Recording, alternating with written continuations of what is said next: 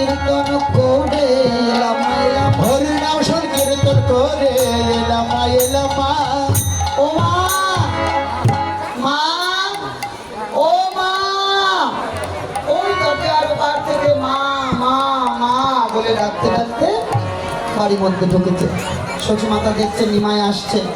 মা একটু অভিমান করেছে, আজকে যতই ডাকুক ওর সাথে আমি একটা কথা বলবো না। বাহুতে বাহু দিয়ে সখী মাতা বারান্দার উপরে বসে চরণটাকে নিচে রেখেছে।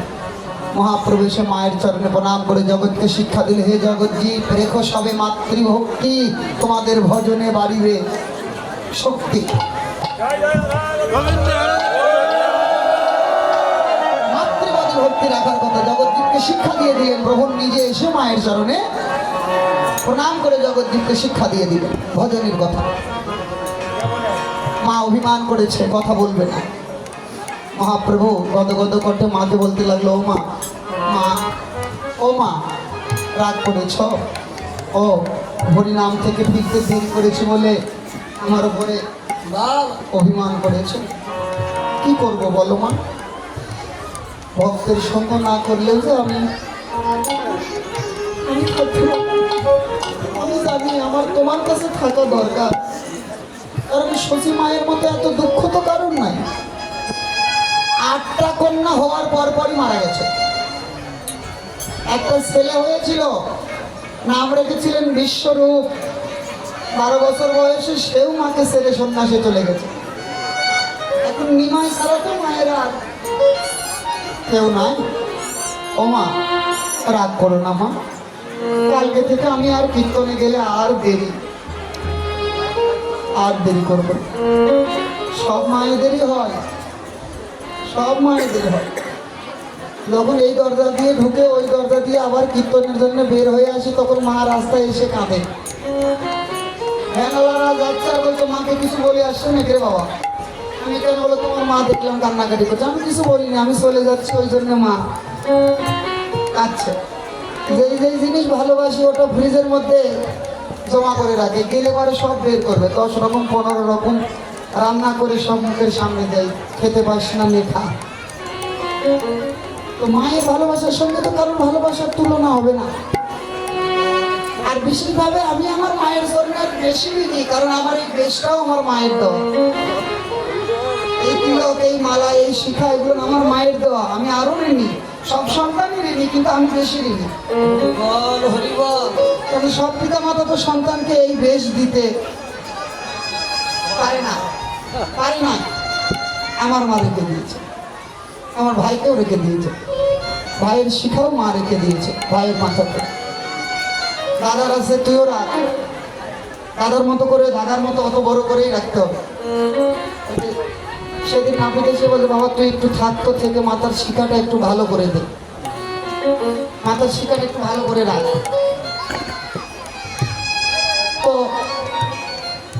ভক্তমণ্ডলী, ভক্তিমতী মায়েরা, শচী মাতার মতো তো এরকম দুঃখ আর কারো নাই। নয়ন জলে কাঁদছে মায়ের কাঁদা দেখে। মহাপ্রভু মায়ের গলা জড়িয়ে ধরল, মা অমন করে কাঁদছো কেন? ও মা, তুমি অমন করে কাঁদছো কেন? মাগো আমি তো তোমার বুকে আছি, তুমি অমন করে কাঁদছো কেন? ও মা, আমি তো তোমার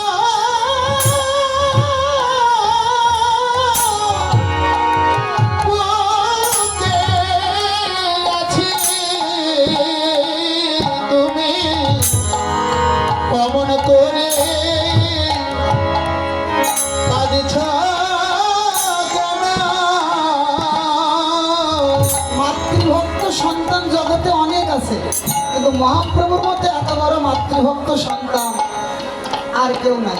সন্ন্যাসের পরও যে সন্ন্যাসীদের পূর্বাশ্রমের কারোর সাথে যোগাযোগ রাখার কোনো শাস্ত্রীয় বিধান নাই নাকি দাদু? সন্ন্যাসী যারা হয় তারা কিন্তু পূর্বাশ্রমের কারোর সাথে কোনো যোগাযোগ রাখতে পারবে না। সব মায়া ত্যাগ করার পরে সে হয় সন্ন্যাসী। তো মহাপ্রভু কি করলেন? সব মায়া সারলো, কিন্তু মায়ের মায়া কিন্তু ছাড়তে পারলেন। অদ্বৈত গৃহে ভোজন করতে এসে নিতাই স্যারকে পাঠালো, যাও না একবার আমার মাকে আমার কাছে নিয়ে আসো। সবাই কাছে কি বেশ, চাচুর চিকুর কেশ মোড়ায়, মন্ডিত মন্ডু, হ্যাঁ মলিন বেশ পড়ে আছে। মায়ের কথাতেই তিনি বৃন্দাবনে গেলেন না, নীলাচলেই থাকলেন। অন্তত বছর বছর তো তোর একটু খবর পাবো। আর মহাপ্রভু পুরীতে গিয়ে প্রতি বছর মায়ের জন্য জগদানন্দের হাত দিয়ে জগন্নাথের প্রসাদ আর বস্ত্র পাঠায়, আর বলে জগদানন্দ মাকে প্রণাম করে বলো যে তার সন্তান তো বাতুলের কর্ম করছে, কোথায় বৃদ্ধ জননীর সেবা করবে তা না করে সন্ন্যাসী হয়ে ঘুরে বেড়াচ্ছে। আমার মা জানি আমাকে ক্ষমা করে দেবে। মাতৃভক্তি থাকতে হবে, পিতামাতার চরণে ভক্তি না থাকলে হবে না।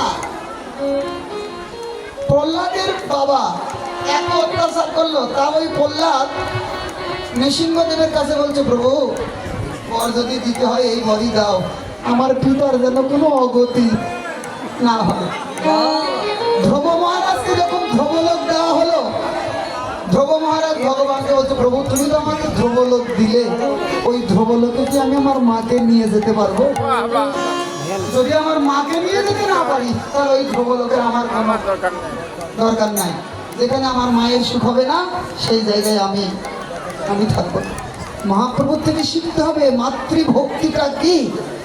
মায়ের চরণে প্রণাম করেছে,